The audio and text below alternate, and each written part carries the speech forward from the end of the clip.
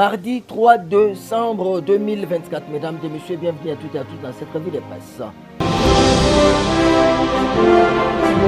Tension RDC au Rwanda, sommet de Luanda, Tshisekedi et Kagame face à une équation difficile, l'exclamation et du quotidien information générale, le potentiel. En croire notre confrère Paul Kagame continue de communiquer une attitude très belliqueuse contre le gouvernement congolais. La situation sécuritaire ne fait que se dégrader malgré les appels au cessez-le-feu. L'armée rwandaise est toujours présente sur les sols congolais au vu des éléments de la mission des Nations Unies pour la stabilisation du Congo MONUSCO. Pour gagner du temps, poursuit notre confrère, un sommet tripartite Angola-Rwanda-RDC se tiendra à Luanda le dimanche 15 décembre 2024 sous l'égide du président angolais Joao Manuel Concalves Lourenço, médiateur désigné par l'Union africaine pour les conflits dans l'Est de la RDC. Dans un autre chapitre, Aïssiro Fachi rappelle à l'Église sa vocation à demeurer neutre, rapporte le quotidien d'information générale au Forum des As.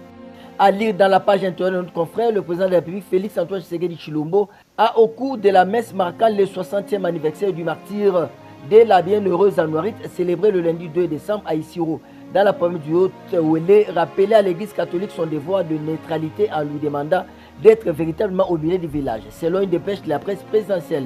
S'exprimant brièvement devant les fidèles catholiques et les pèlerins, le chef de l'État a rassuré l'Église catholique de l'accompagnement matériel du gouvernement dans la construction du grand sanctuaire Anouarit qu'il a présenté comme un modèle pour la jeunesse congolaise.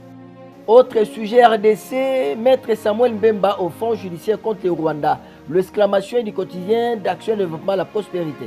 Selon notre compte dans sa communication faite ce lundi 2 décembre 2024 devant la presse, Samuel Tanda Mbemba, vice-ministre de la Justice en charge du contentieux international, a confirmé que le gouvernement, suivant l'engagement ferme du président Tshisekedi, est parvenu à obtenir l'ouverture à la Cour africaine des droits de l'homme et des peuples d'un procès entre la RDC et le Rwanda. Maître Samuel Mbemba a affirmé à haute intelligible voix la détermination de la partie congolaise à tout mettre en œuvre pour une victoire significative sur le front judiciaire dans l'optique de pouvoir effectivement planter les décors du retour d'une paix durable dans l'est du territoire national qui continue à subir les affres de l'agression injuste imposée par le régime de Kigali.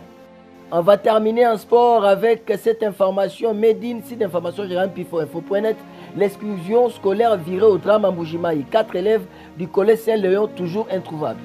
C'est un drame qui a émis toute la vie de Mbujimayi à la province du Kassai oriental. Le week-end dernier, samedi 30 novembre, alors qu'ils étaient en exclusion scolaire à Tchala, 4 élèves ne sont toujours pas rentrés dans leurs familles respectives. En quoi les explications de Lona Kabengele, coordonnateur de cette école, une dalle d'un pont a cédé pendant que les élèves suivaient les explications et une vingtaine d'élèves s'étaient retrouvés dans l'eau, y compris les enseignants. Ça n'est donc fini pour cette revue de presse. Au revoir et à demain.